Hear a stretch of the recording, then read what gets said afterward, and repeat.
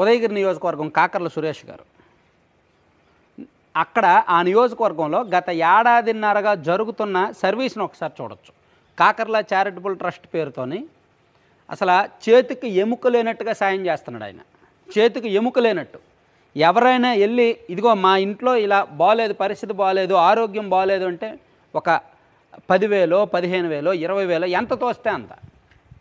ఎవరైనా వెళ్ళి మా పిల్ల చదువుకోవాలి, మా పిల్లలకు చదువుకోవడానికి లేదంటే ఎంత తోస్తే అంత.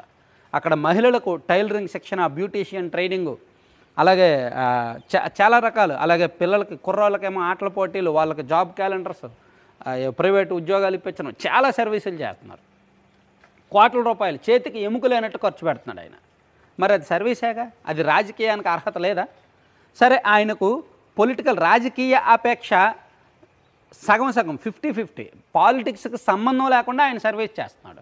ప్లస్ టీడీపీ సీటు ఆశిస్తున్నారు. టీడీపీ సీటు వచ్చినా రాకపోయినా, ఆయన గెలిచినా గెలవకపోయినా అక్కడ పర్మనెంట్గా సర్వీస్ చేయాలని ఆయన వచ్చాడు. సో ఆయన వచ్చిన తర్వాతే ఆయనకి సీట్ ఇస్తే, ఆయనకి ఏ పార్టీ సీట్ ఇస్తే ఆయన అక్కడ గెలుస్తాడు ఖచ్చితంగా. ఏ పార్టీ నుంచి ఆయన పోటీ చేసినా గెలుస్తాడు అనే పేరు వచ్చింది ఉదయగిరి నియోజకవర్గంలో.